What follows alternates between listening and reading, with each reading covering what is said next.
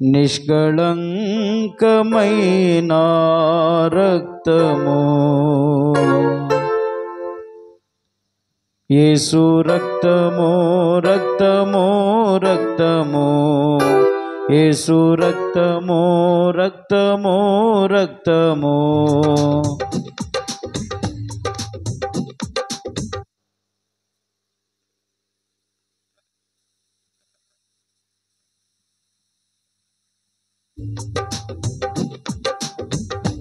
యేసు రక్తము రక్తము రక్తము, యేసు రక్తము రక్తము రక్తము. అమూల్యమైన రక్తము, నిష్కళంకమైన రక్తము, అమూల్యమైన రక్తము, నిష్కళంకమైన రక్తము. యేసు రక్తము రక్తము రక్తము, యేసు రక్తము రక్తము రక్తము.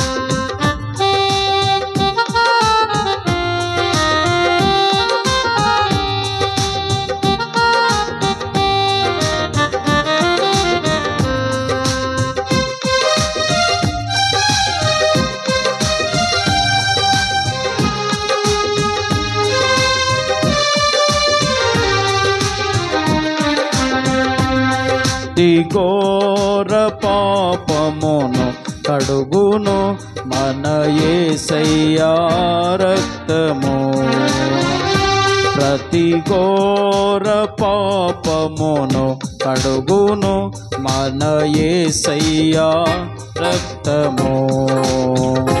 మన శిక్షను తొలగించెను, సంహారమునే తప్పించెను, మన శిక్షను తొలగించెను, సంహారమునే తప్పించెను. యేసు రక్తము రక్తము రక్తము, యేసు రక్తము రక్తము రక్తము. అమూల్యమైన రక్తము, నిష్కళంకమైన రక్తము, అమూల్యమైన రక్తము, నిష్కళంకమైన రక్తము. యేసు రక్తము రక్తము రక్తము, యేసు రక్తము రక్తము రక్తము.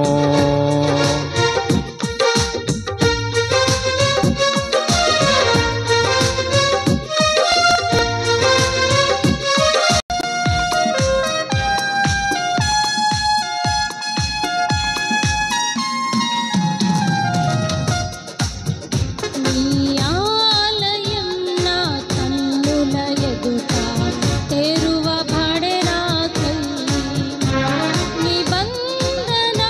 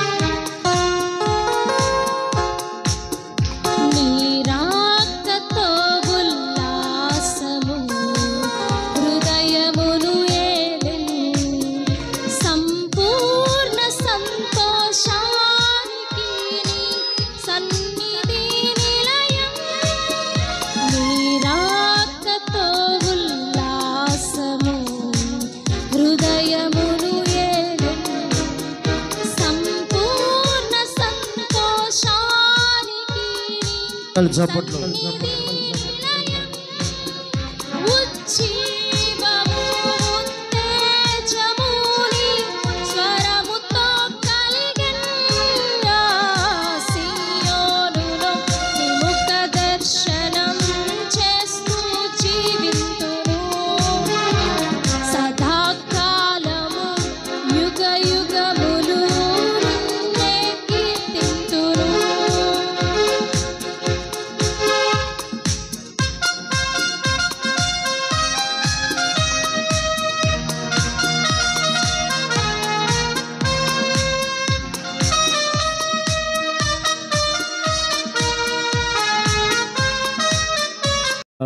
ఆమేన్.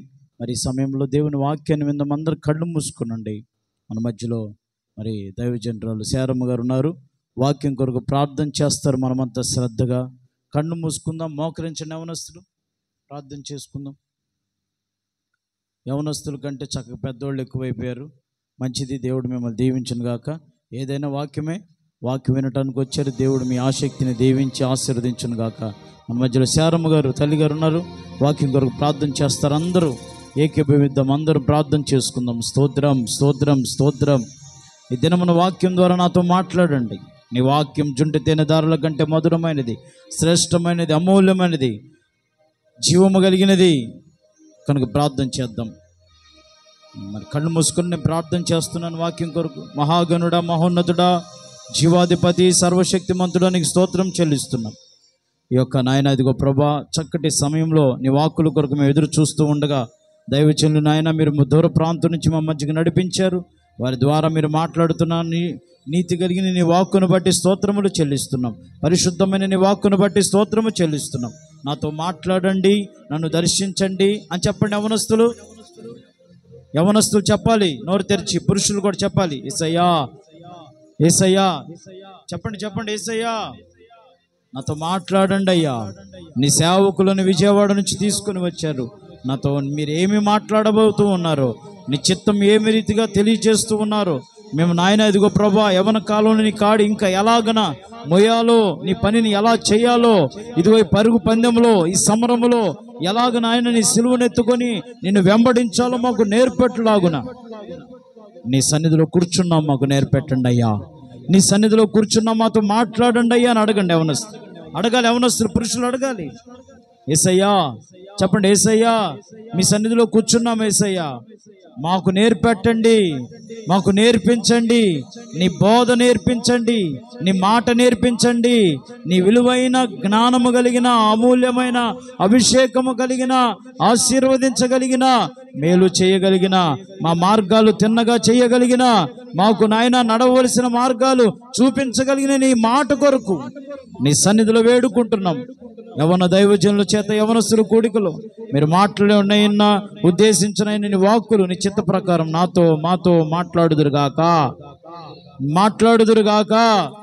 పరిశుద్ధాత్ముడా మీరే మాట్లాడి బలపరచమని యేసు నామములో అడుగుచున్నాము తండ్రి. హల్లెలూయా. మన మధ్యలో సంతోషంగా దైవజనులను ఆహ్వానించుకుందాం. చప్పట్లు కొడుతూ ప్రభు నామాన్ని మహిమపరుద్దాం. హల్లెలూయా హల్లెలూయా.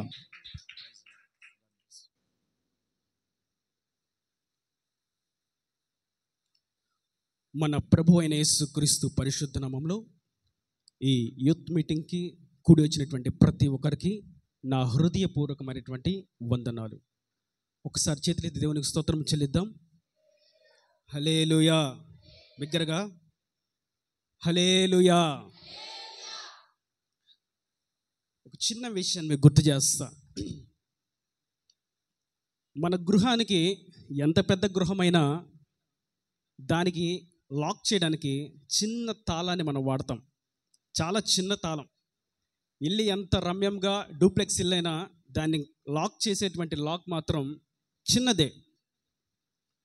మరియు ఆ లాక్ని ఓపెన్ చేయడానికి దాన్ని వాడడానికి వాడేటువంటి కీ దానికంటే చిన్నది. మీకు గమ్మత్తైన విషయం తెలియజేస్తా. తాళం కప్ప దానికి సంబంధించిన కీతో మాత్రమే ఓపెన్ చేయాలి. దానికి సంబంధించిన కీ కాకుండా మరిక దేనిని తీసుకొచ్చినా అది ఓపెన్ అవుద్దంటారా? అది ఓపెన్ కాదు. ఏమంటుంది అది? నన్ను పగలగొట్టనన్నా పగలగొట్టు, కానీ నీ కీతో నేను ఓపెన్ కానంటది. ఆ కీ క్యారెక్టర్. దేవుడు ఎప్పుడు కూడా మనలను మంచి ప్రవర్తనతో, మంచి స్వభావంతో, మంచి గుణలక్షణాలతో నిండి ఉండాలని ఆయన కోరుకుంటూ ఉన్నారు. ప్రతి చోట యవ్వనస్తుల గురించి ప్రత్యేకంగా ప్రతి యవ్వనస్తునికి, యవ్వన స్త్రీకి కావాల్సింది క్యారెక్టర్. పరిశుద్ధాత్ముడు, సర్వోన్నతమైనటువంటి దేవుడు ఆయన ఎవరిని కోరుకుంటారంటే క్యారెక్టర్ ఉన్న వాళ్ళని కోరుకుంటాడు. ఏమండి, ఇప్పుడు మాకు అవన్నీ ఎందుకండి? చల్లగా యేసయ్య పశువుల పాకలో పడుకోబెట్టారు, ఆయనకి బాగా చలి పుట్టింది, ఇప్పుడే కొంచెం వేసవికాలం వచ్చింది, అట్లాంటి మాటలు చెప్పి నిన్ను దేవుడు దీవించేస్తాడు, ఆశీర్వదించేస్తాడు, నువ్వు బలవంతుడివి, నువ్వు అడుగు పెట్టిన అడుగెళ్ళ నేతిలో పడుద్ది, ఇట్లాంటి చెప్పొచ్చుగా. ఇప్పుడు కీ ఓపెన్ చేస్తే ఆ బిల్డింగ్, ఆ యొక్క గృహం మన స్వాధీనమే. కానీ కీ లేకుండా ఇదేమంటే ఇల్లు చూసారు ఎంత బాగుందో మీకు ఇచ్చేస్తానంటే కుదరదు. ఆ కీ ఇస్తేనే మన స్వాధీనం అవుతుంది. అలాగే దేవుని యొక్క ఉద్దేశం ఏదైతే ఉందో దాన్ని గ్రహిస్తే మనం ప్రత్యేకంగా ఆశీర్వాదం కొరకు ఎదురు చూడాల్సిన అవసరంలా, ఆటోమేటిక్గా ఆశీర్వాదం మన వెనక పరిగెత్తుకుంటూ వస్తుంది. దేవునికి మహిమ కలుగును గాక. నేను ఎప్పుడు చెప్తూ ఉంటా, మనం ఆజ్ఞల వెంబడి పరిగెడుతూ ఉంటే ఆశీర్వాదాలు మన వెనుక పరిగెట్టుకుంటూ వస్తూ ఉంటాయి. దేవునికి మహిమ కలుగును గాక. ఇప్పుడు క్యారెక్టర్ అంటే ఏంటి? ఈ తెల్ల బట్టలు వేసుకొని వచ్చేసి నేను చాలా పరిశుద్ధిని అంటే కుదరదు. లేదంటే బాగా విలువైనటువంటి వస్త్రాలు ధరించేసి వీళ్ళు చాలా మంచోళ్ళండి అని అంటే కుదరదు. లేదంటే చాలా విలువైన ఖరీదైనటువంటి కారులో వచ్చి అమ్మో వీళ్ళు చాలా గొప్పోళ్ళండి, చాలా గొప్పోళ్ళు, చాలా మంచోళ్ళు, మంచి స్వభావం కలిగిన వారు, అసలు ఎంత దాతృత్వ హృదయం వారికి, ఎవరు అడ్డుపడినా సరే 10 రూపాయలు ఖచ్చితంగా ఇస్తాడు, ఎంత మంచోళ్ళో అంటే కుదరదు. వాక్యం సెలవిస్తుంది క్యారెక్టర్ అంటే ఏంటి. నేడు మనం గుర్తించవలసింది, మనము తెలుసుకోవలసింది, దేవుని యొక్క మనస్సులో తన జనుల పట్ల ఆయనకున్న ఉద్దేశం ఏమిటి, ఆయన ఉద్దేశాన్ని, ఆయన సంకల్పాన్ని, ప్రణాళికను నెరవేర్చడానికి ఆయన కోరుకునేటువంటి ఆ గుణ లక్షణాలు ఏమిటి చూద్దాం. ఆ విషయాన్ని చాలా సుపరిచితమైనటువంటి వాక్య భాగమే. మనం ఎంత ధ్యానించినా ఆదికాండం నుంచి ప్రకటన గ్రంథం దాకే క్రొత్తగా ఏ పుస్తకాలు మనకు రావు. మీకు అందరికీ తెలిసిన విషయాన్ని మీకు చూపిస్తాను. కీర్తనల గ్రంథం 1వ కీర్తన 1వ చరణం దయచేసి చదివి వినిపిస్తారా? దుష్టుల ఆలోచన చొప్పున నడువక, పాపుల మార్గమున నిలువక,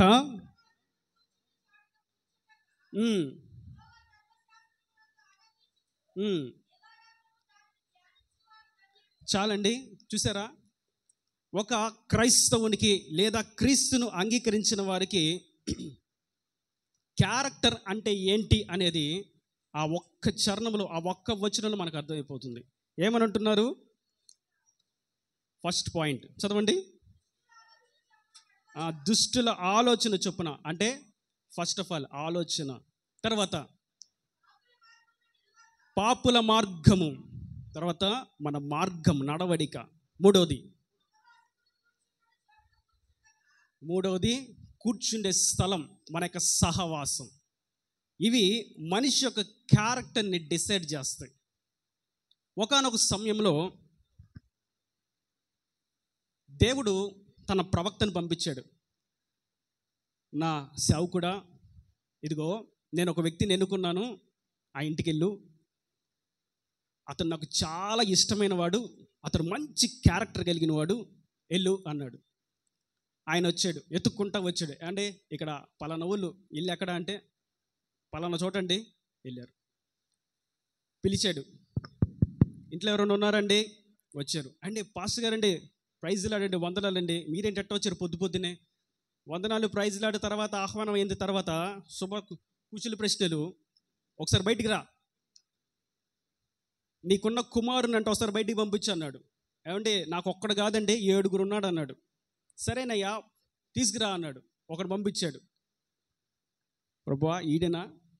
రే ఈడు కాదంటయ్యా, ఇంకోటి ఉన్నాడా? పంపించు. అలా ఒక్కొక్కడిని వరుసగా 6 పంపించాడు. అందరిని 6 చూసేసిన తర్వాత ఆ ప్రవక్త అన్నాడు, కొంపదీసి నాకు దేవుడు చెప్పింది అబద్ధమా అని లోపల భయపడుతున్నాడు. ప్రభువా, నన్నేంటయ్యా ఇంతమంది జనాల ముందు అవమానపరుస్తావా? అసలే నేనంటే ప్రతి వాళ్ళకి భయం, గడగడ వణుకుతారు నా పేరంటే. నన్ను నువ్వు అలా నిలబెట్టావు, అట్లాంటిది ఇప్పుడు చిన్న విషయంలో నా పరువు అంతా పోయిద్దేమో ప్రభువా, నన్ను ఇక్కడ తీసుకొచ్చావు అని అంటున్నాడు. అప్పుడు ప్రభు ఒక మంచి మాట అన్నారు. ఆ విషయం చూద్దామా? 1 సమూయేలు గ్రంథం 16వ అధ్యాయము 7వ వచనం చివరి మాట. 7 మొదటి నుంచి చదవండి, బాగుంటుంది. అయితే యెహోవా సమూయేలుతో ఇలాగు సెలవిచ్చెను, అతని రూపమును అతని ఎత్తును లక్ష్య పెట్టకము. మనుష్యులు లక్ష్య పెట్టు వాటిని యెహోవా లక్ష్య పెట్టడు. నేను వారిని త్రోసివేశా. మనుష్యులు పై రూపాన్ని లక్ష్య పెడతారు, కానీ యెహోవా హృదయమును మరియు అంతరంగమును ఆయన లక్ష్య పెడతాడు. దేవునికి మహిమ కలుగును గాక. ఒకసారి బిగ్గర స్తోత్రం చెల్లిద్దామా? హల్లెలూయా, స్తోత్రం స్తోత్రం స్తోత్రం. సమూయేలుతో అంటున్నాడు ప్రభు, నువ్వు ఆ ఎత్తుగా ఉన్నాడు, దేహదారుఢ్యం కలిగి ఉన్నాడు, మంచి గవర్నమెంట్ ఉద్యోగం, మంచి అందంగా ఉన్నాడు, రమ్యంగా ఉన్నాడు, మంచి ఆస్తిపాస్తులు ఉన్నాయి, చాలా బిల్డింగులు ఉన్నాయి, కార్లు ఉన్నాయి, విలువైన వస్త్రాలు ఉన్నాయి, ఆయనకి మంచి పేరుంది. ఒక్కసారి నిలబెట్టామంటే ఎన్నికల్లో ఈజీగా గెలిచిపోతాడు అని ఇట్లా నువ్వు పై రూపాన్ని లక్ష్య పెడుతున్నావు. నా కుమారుడా శామ్యూయేల్, నేను పై రూపాన్ని చూడను అని అన్నాడు. అప్పుడు ఆ సమూయేలు ప్రవక్త అన్నాడు యెషయాతో, అయ్యా, వీళ్ళు కాకుండా నీకు ఇంకెవరైనా కొడుకులు ఉన్నారా అని అన్నాడు. అయ్యా, ఒకే ఒకడున్నాడు, ఇంతమందిని చూపించా నీకు నచ్చలా, ఒకే ఒకడున్నాడు, వాడు దేనికి పనికిరాడు. ఆయన్ని చదివించుదామని స్కూల్లో జాయిన్ చేపిస్తే స్కూల్కి వెళ్ళడం, అడ్డాలు తిరుగుతూ ఉంటాడు. సరే ఏదైనా పని నేర్పిద్దాం అంటే పని కూడా చేయడు. ఎంతసేపటికి అక్కడ ఇవ్వరాలు ఇక్కడ ఇవ్వరాలు కావాలి. ఆయనకి ఏ పని చేత కాదయ్యా, ఎందుకు పనికిరాడు, నాకైతే ఎందుకు పనికిరాడని అనిపించింది. అందుకే ఇది నా కళ్ళ ముందు 4 గొర్రెలు కాసుకుంటూ ఉంటాడు అని గొర్రెలు కొనిపించి ఇచ్చానయ్యా. అది వాళ్ళని ఆ గొర్రెల్ని కాస్తూ ఉంటాడు. అయిన తర్వాత ముందు అర్జెంటుగా పిలువు అన్నాడు సమూయేలు. మొత్తానికి పిలిచారు. ఆ కర్రలు పట్టుకొని, చిన్నపిల్లాడు కదా, ఆ కర్ర పట్టుకొని ఆ రాళ్ళు కొట్టుకుంటా, టైర్లు కొట్టుకుంటా, ఆ రప్పలు కొట్టుకుంటా చిన్నగా వస్తూ ఉన్నాడు, గెంతులు వేసుకుంటా. అక్కడి నుంచి నడుచుకుంటా పరిగెత్తుకుంటా వస్తుంటే ఇక్కడి నుంచి సమూయేలుకి చెప్తున్నాడు, సమూయేల్, అదిగో నేను ఏర్పరచుకున్నటువంటి నా సాధనం, నేను చెప్పానే క్యారెక్టర్ ఉన్నటువంటి వ్యక్తి అతడే అన్నాడు. సమూయేలు చాలా ఆశ్చర్యపోయాడు. ఇంత గొప్ప జ్ఞానము కలిగిన వారు, దేహదారుఢ్యం కలిగిన వారు, అందచందాలు కలిగిన వారు ఉంటే అసలు చూడడానికి కూడా ఏమాత్రం కూడా ప్రార్థనాపరుడుగా కానీ, మంచి ఆత్మీయుడిగా కానీ, మంచి ప్రవర్తన కలిగిన వాడిగా కానీ, సుగుణాలు ఉన్నవాడిగా కానీ, క్యారెక్టర్ ఉన్నవాడిగా కానీ కనిపించట్లేదే. అందుకే నీ చెప్పా, నువ్వు పై రూపాన్ని చూస్తున్నావు, నేను హృదయ అంతరంగమును చూస్తాను. దేవునికి మహిమ కలుగునుగాక. 3 విషయాలు మీకు గుర్తు చేస్తా. దుష్టుల ఆలోచన చొప్పున నడువక, పాపుల మార్గమున నిలువక, అపహాసకులు కూర్చున్న చోటున కూర్చుండక. చరిత్ర మనకు తెలియజేస్తుంది, హానోకు దేవుడితో నడిచాడు, దేవుని ఆలోచనతో దేవుడితోనే నడిచాడు. ఆయన నడవడిక దేవుడితో నడిచాడు. మరియు ప్రభు అంటారు తన శిష్యులతో, మీరు నా యందు నిలిచి ఉండండి, మీరు బహుగా ఫలిస్తారు అంటాడు. ఆయన యందు నిలిచి ఉండడం. మరియు మరియా ఉత్తమమైన దాన్ని ఎన్నుకొని ప్రభు పాదాల చెంత కూర్చొని ఆయన చెప్పే వాక్కులను వింటుంది. నేడు మనము ధ్యానించవలసిన, మనము గమనించవలసినటువంటి విషయం ఏదనగా, మన యొక్క ఆలోచన నడవడి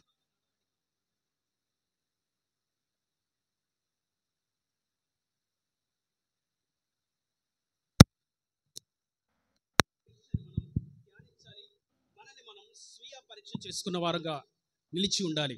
ఒకవేళ ఈ 3 విషయాల్ని ఇప్పుడు మాకు అవసరం లేదని విడిచిపెట్టినట్లయితే ఒకానొక రోజు రాబోతుంది. అది ఏ రోజు నాకు తెలియదు. మేబీ ఈరోజు సాయంత్రం, రాత్రి అవ్వచ్చు, రేపు తెల్లవారుజామున అవ్వచ్చు, రేపు మధ్యాహ్నం అవ్వచ్చు, ఎల్లుండి అవ్వచ్చు. ఎప్పుడైనా ఒక శుభ గడియ రాబోతుంది, ఆయన ఎన్నుకునే సమయం. ఆ సమయానికి ఈ క్యారెక్టర్ లేకపోతే ఆయన ఏమంటాడు? వారిని నేను తృణీకరించాను, వారిని నేను ఎన్నుకోలేదు అంటాడు. ఒకవేళ ఆ క్యారెక్టర్ మనలో ఉంటే ఆయన అంటారు, నేను ఏర్పరచుకున్నటువంటి నా సాధనము నీవు అంటాడు. దేవునికి మహిమ కలుగును గాక. 3 విషయాలు మీకు గుర్తు చేస్తాను. మొదటిగా, హానోకు దేవునితో నడిచాడు, మరియు శిష్యులు ఆయన యందు నిలవాలని ప్రభు తెలియజేశారు. అంటే ఏదేమైనప్పటికీ దేవునితోనే నడవాలి, దేవుని యందే నిలవాలి, దేవుని పాదాల చెంత మనం కూర్చోవాలి. ఇప్పుడు ఆయనతో నడిచి ఆయన పాదాల చెంత కూర్చొని ఆయన ఆలోచించినప్పుడు మనం వెళ్తే ఆయన ఏం చేస్తాడు? ఇప్పుడు మనం దావీదు అనేటువంటి యవనస్తుని గురించి మనం ధ్యానిస్తున్నాం. అతన్ని దేవుడు అంతరంగమును చూశాడు. అతని వస్త్రాలు కూడా సరిగలేవు, ఏదో చిన్న నిక్కర వేసుకున్నాడు, పైన చిన్న క్లాత్ కప్పుకున్నాడు, కర్రోడు పట్టుకున్నాడు. మరి గొర్రెలు కాసుకునే వాళ్ళు అంతకుమించి ఏముంటారు? సూటు బూట్ వేసుకోరు కదా. కాబట్టి అతను చూడడానికి కూడా గొప్పవానిగా కనిపించలా. కానీ ప్రభు అన్నారు, నేను అంతరంగమును చూస్తున్నాను. అంతరంగం మన హృదయ లోపల ఉండేటువంటి ఆలోచన. అక్క ప్రైజ్ లార్డ్, అసలు నీ డ్రెస్ ఏం బాగుంది, ఈరోజు భలే పాట పాడావక్క నువ్వు అని పైకి అంటారు, లోపల అంటాడు, లోపల ఈ మనిషి ఆ ఉద్యోగం రాకుండా ఆ జీతం ఆగిపోవాలి, ఆ ఎగ్జామ్ ఫెయిల్ అయిపోవాలి, ఈ చీర ఎక్కడన్నా కాలిపోవాలి, డ్రెస్ ఎక్కడన్నా ఎవరన్నా దొంగిలి చేసేయాలి. లోపల పైకేం సిస్టర్ అక్క భలే పాడావక్క నువ్వు పాట అంటారు. బయటికి ప్రభు ఎక్కడ చూస్తారు? అంతరంగం చూస్తారు. మన తమ్ముళ్ళు అయితే, అన్నా అసలు ఈ డ్రెస్ భలే ఉందన్నా అంటాడు, అన్నా అసలు ఈరోజు నువ్వు వాక్యం చెప్పావు భలే చెప్పావు అన్నా అంటాడు. పక్కెళ్ళి ఏం చెప్పాడు, ఏదేదో చెప్పాడు, ఒక్క ముక్క నాకు అర్థం కాల. ఎందుకు అర్థమైద్ది? ధ్యాస ఇక్కడ ఉంటే కదా, ఇది అర్థం కాదు. అదే సినిమా స్టోరీలు అయితే అసలు ఒక్క పొల్లు కూడా పోకుండా మొత్తం pin to pin, piece to piece మొత్తం చక్కగా ఎక్స్ప్లెయిన్ చేస్తాడు. కారణం ఏంటంటే దాని మీద ఉంది ధ్యాస అంతా. అంతరంగంలో ఉన్నటువంటి ఆకర్షణ అంతా, దాని యొక్క క్యాపబిలిటీ అంతా వ్యర్థమైన దాని కొరకు ఉపయోగించడం. కాబట్టి మన ప్రభు అంతరంగమును చూస్తూ ఉంటాడు.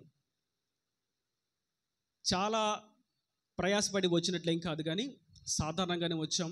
కాకపోతే ఎందుకు వచ్చాము, దేని కొరకు వచ్చామనే విషయాన్ని ధ్యానించినప్పుడు సరదాగా నన్ను ఏదో అయ్యగారు పిలిచారు, 4 మాటలు చెప్పేద్దాం, మనం ఏంటో చూపించేద్దాం అన్న ఆలోచన కాదు. కానీ ప్రభువా, నన్ను నీ పనివానిగా గుర్తించి వాక్య నిమిత్తం నీ పనిలో పిలుస్తుండగా, నీవు చెప్పదలిచిన, నీవు ఉద్దేశించిన నీ వాక్యం ఏమై ఉన్నది అని ఆయన పాదాల చెంత కనిపెట్టినప్పుడు ఆయన తెలియజేసినటువంటి మాట క్యారెక్టర్. నేడు యవ్వనస్తులకి క్యారెక్టర్ అసలు ఆ యొక్క ధ్యాస, లక్ష్యము, వాంఛ, తృష్ణ లేనే లేదు. సులువుగా ఒక వస్త్రాన్ని మార్చినట్లుగా క్యారెక్టర్ని అలాగా హ్యాంగిర్కి తగిలిచ్చేస్తున్నారు, గోడ మీద వేసేస్తున్నారు. ప్రభు కోరుకుంటున్నాడు మనందరం, యవ్వనస్తులు కాదు, చిన్నలు కాదు, పెద్దలు కాదు, ప్రతి వారిలో ఆ క్యారెక్టర్, మన ఆలోచన, మన నడవడిక, మన సహవాసం ఎలా ఉన్నది అనేది మనల్ని మనం పరీక్షించుకొని ఆయన చిత్తానుసారంగా, ప్రభువా ఇక నుంచి నేను నీ ఆలోచనలో నీతోనే నడుస్తా, నీ యందే నేను నిలిచి ఉంటాను, నీ పాదాల చెంత నేను కూర్చుంటాను అని మనం ఆయనతో ఒక తీర్మానం చేసుకుంటే దావీదును దేవుడు ఎన్నుకున్నట్లుగా మనలను ఆయన ఎన్నుకుంటాడు.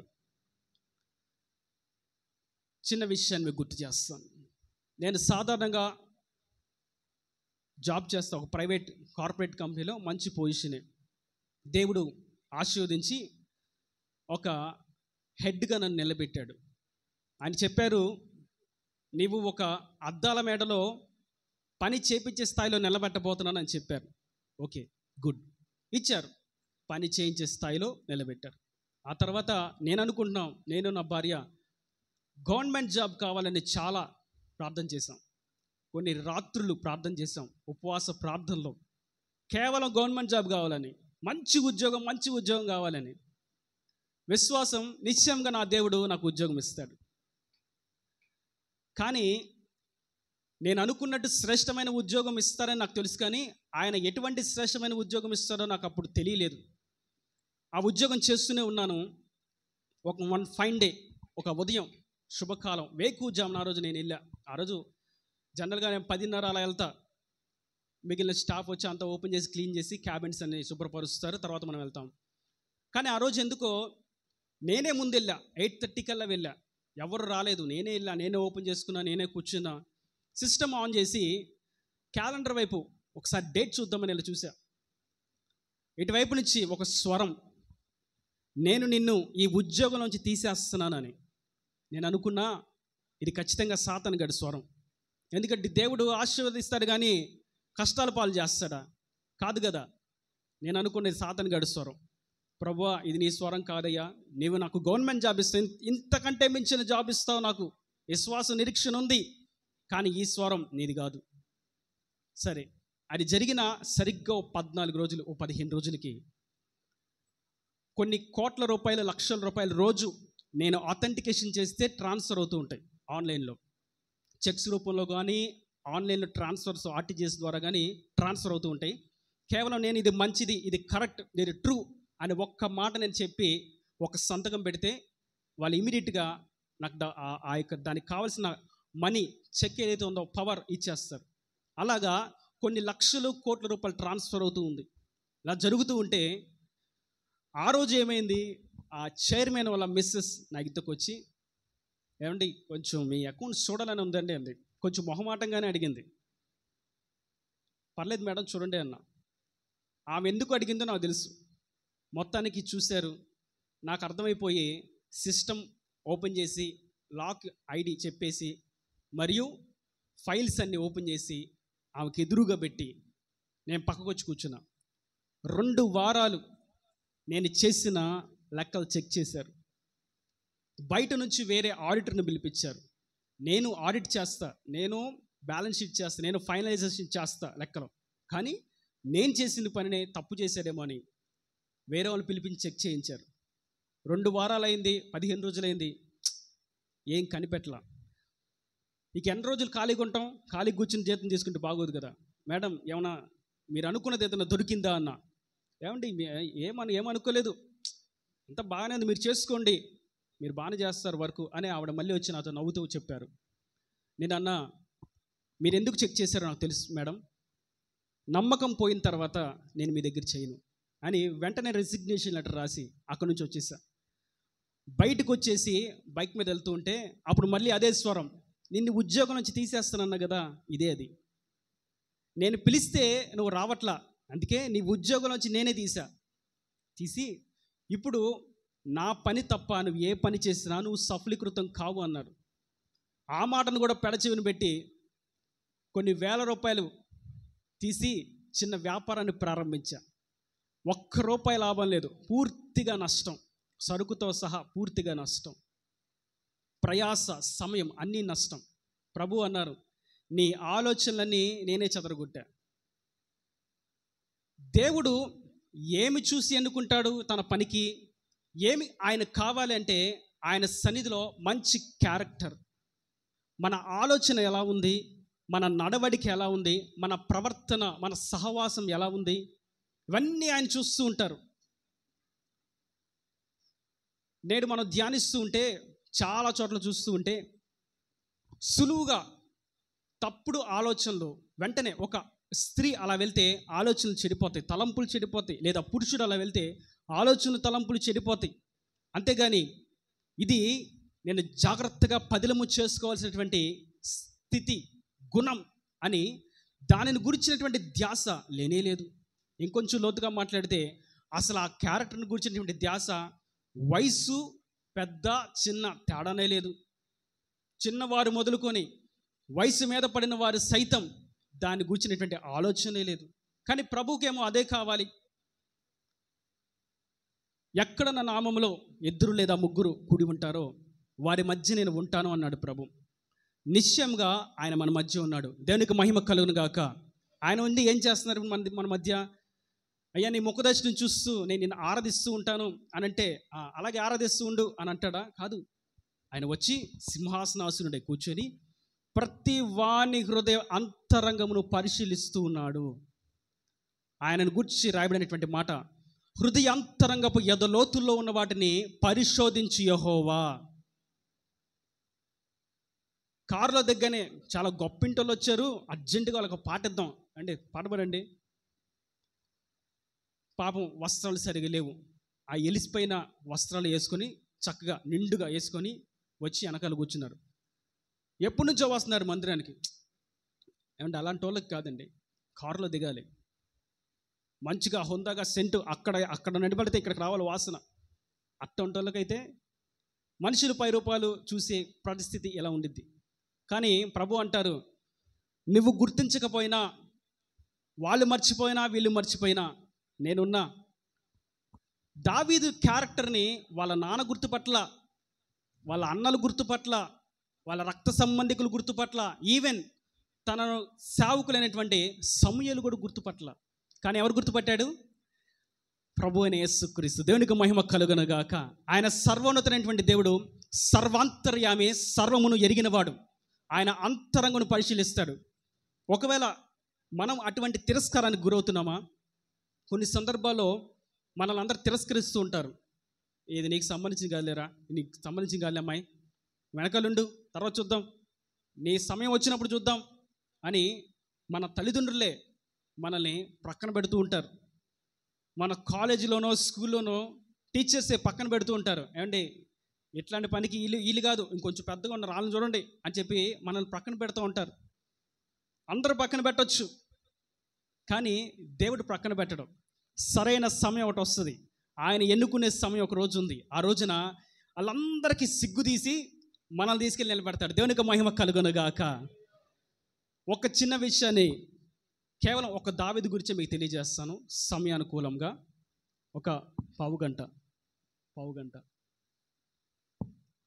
గుర్తు చేస్తాను మీకు.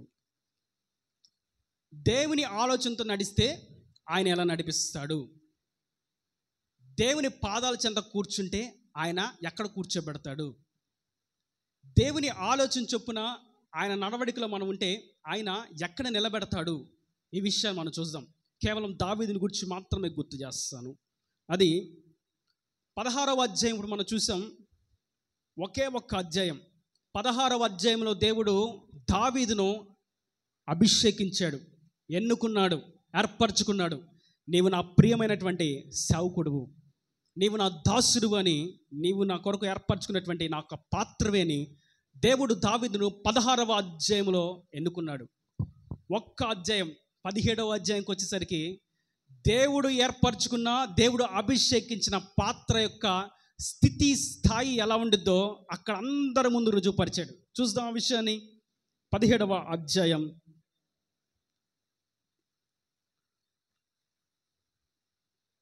17వ అధ్యాయం మీరు ఇంటికి వెళ్ళిన తర్వాత చదవండి. ఇక్కడ మరి విషయాలన్నీ చదివి వినిపించడానికి సమయం సరిపోదు.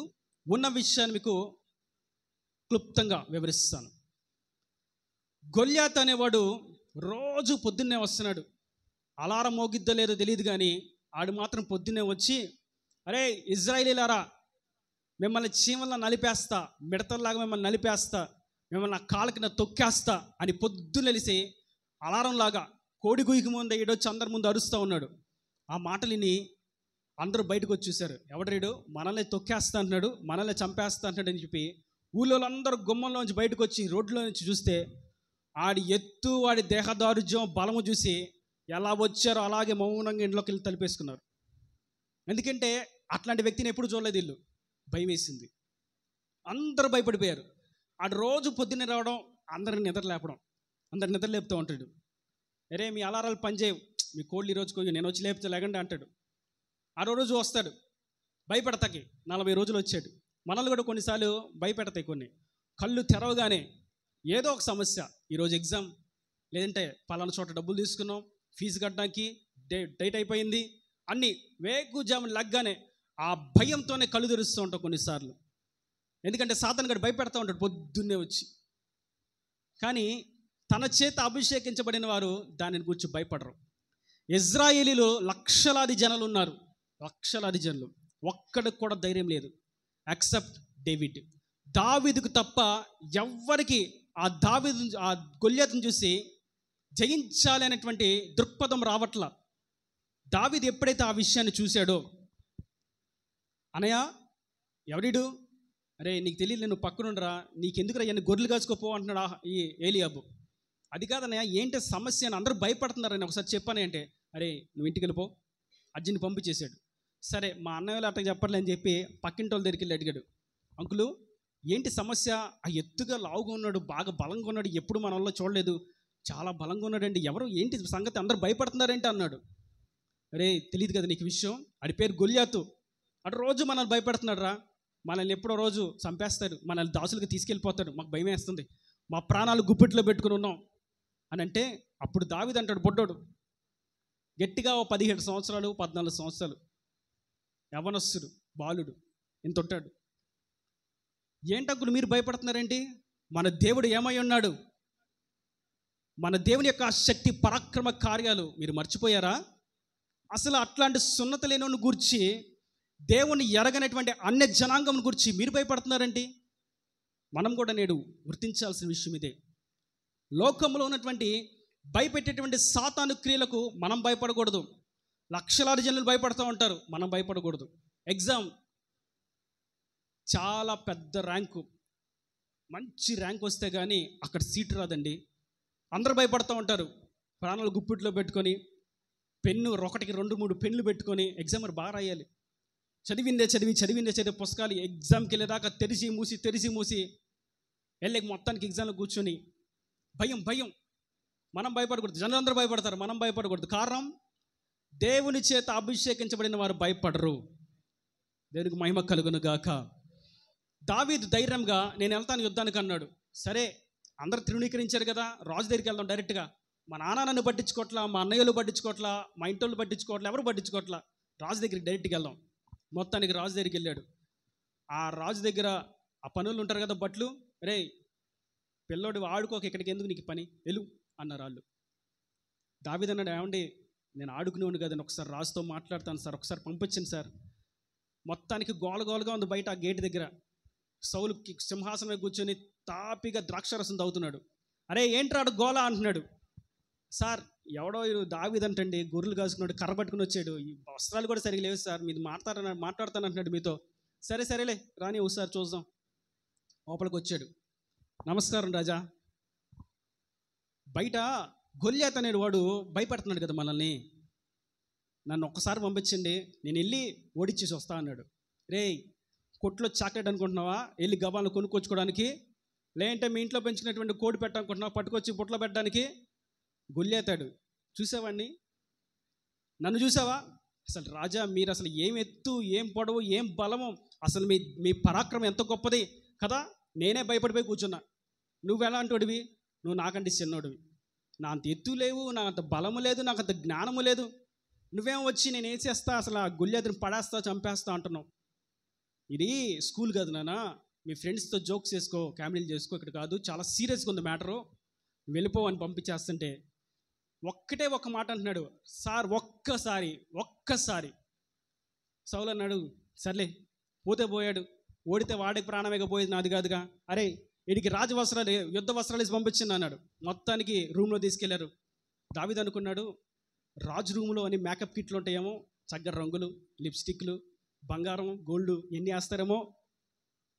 లోపల తీసుకెళ్ళి బరువైన ఆ వస్త్రధారణలు చేస్తే ఆ డాలు, ఆ కత్తి, ఆ యొక్క ఇనుముతో చేసినటువంటి ఆ యొక్క ఉపకరణాలన్నీ అలంకరిస్తే అసలే ఎంత ఉన్నాడు, అది వేసుకోగానే డామని కింద పడిపోయాడు.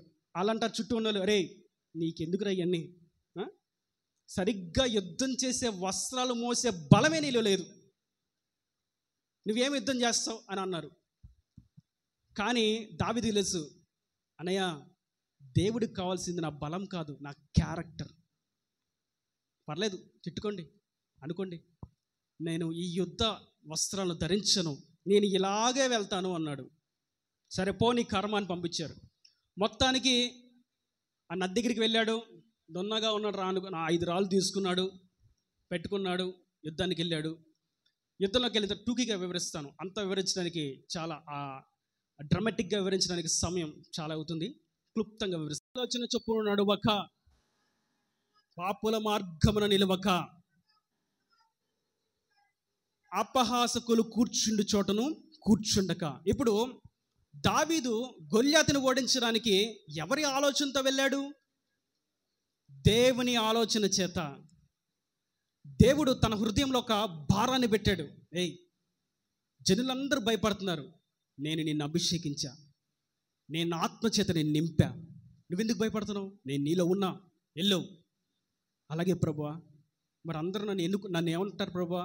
నిన్ను బొడ్డోని అంటారయ్యా, చిన్నోని అంటారయ్యా, సరిగా మూతి మీద మేసాలు కూడా రాలేదు, నువ్వేం చెప్తావు అంటారయ్యా. అవును, అవన్నీ పట్టించుకోకు, నేను నీలో ఉన్న సమయం వస్తుంది, ఎక్కడో మారుమూల ఉన్న నిన్ను బాహాటంగా వెలుగులోకి తీసుకొచ్చి నిలబెడతా, దేవునికి మహిమ కలుగును గాక. అలాగే ప్రభువా వెళ్ళాడు.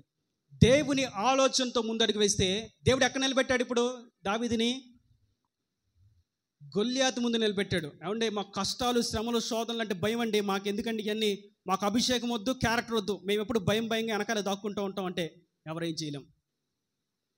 దేవుడు తన ప్రజల తాను ఏర్పరచుకున్నటువంటి అభిషేక్తిని యొక్క పవర్, ఆ యొక్క స్ట్రెంగ్త్ని, బలాన్ని, అభిషేకాన్ని ఘనతకు తీసుకురావడానికి, ఖ్యాతిని తెప్పించడానికి బలమైన వాటి ఎదుట నిలబడతాడు. దావీదు ఆ బలమైన దాని ఎదుట నిలబడ్డాడు. ఎవరు నిలబెట్టాడు దావీదుని? దావీదు అంతటా దావీదు నిలబడలా, దేవుడు నిలబెట్టాడు. లక్షలాది జనులు భయపడి ప్రాణాలు గుప్పెట్లో పెట్టుకొని బిక్కుబిక్కుమంట గదుల్లో రూములు తలుపులు వేసుకుని ఉంటే, బాలుడైనటువంటి దావీదు శత్రువు ఎదుట నిలబడ్డాడు. మనం దేవుని యొక్క ఆలోచనతో నడిస్తే మనలను శత్రువు ఎదుట నిలబడతాడు. దీని గురించి భయపడొద్దు, శత్రువు ఎదుట నిలబడతాడు కదా అని. ఆ శత్రువును ఓడించేటువంటి శక్తిని దేవుడు మనకిస్తాడు. దేవునికి మహిమ కలుగును గాక. గొల్యాతు అనుకున్నాడు, అరే కనీసం నన్ను ఓడించడానికి, నాతో ఫైట్ చేయడానికి ఒక పెద్ద కత్తిని తీసుకురావచ్చుగా, కత్తి కూడా లేదు నీ దగ్గర. పోనీ నేను కత్తేసి ఎలాగా నీ మీద అటాక్ చేస్తున్నప్పుడు తప్పించుకోవడానికి ఒక డాలను తెచ్చుకోవచ్చుగా, అది కూడా తీసుకురాలా. సరే ఏదన్నా చేసి నేను ఒక గుద్దాను అనుకో, నీకు దెబ్బ తగులుకుని ఉండడానికి మంచి ప్లేట్ వేసుకుని రావచ్చుగా, అది కూడా వేసుకురాలా. ఏంట్రా అంటే చిన్న కర్రను పట్టుకొని వచ్చో, ఏంటో ఆ జేబు దగ్గర ఏదో ఊగుతుంది, చిన్న రాయి ఏంటో ఊగుతుంది, ఏంట్రా అది? ఇదే నా ఆయుధం. దావీదు నది దగ్గరికి వెళ్ళి ఈ విషయాన్ని చూద్దాం. అది మనం గమనించవలసిన, ధ్యానించవలసినటువంటి విషయం. ఇదే 17వ అధ్యాయము 40వ వచనం నుండి.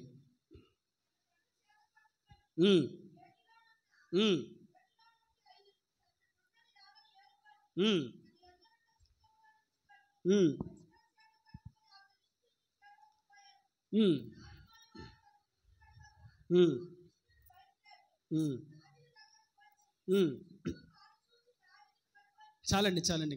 మొత్తానికి దావీదు కనిపించలా, కనుగొన్నాడు, పలానా చోట ఉన్నాడు దావీదు. ఇప్పుడు దావీదు ఏం చేశారంటే యుద్ధానికి వెళ్ళేటప్పుడు చిన్న రాయిని నది దగ్గర, ఏటి దగ్గర తీసుకుని వచ్చాడు.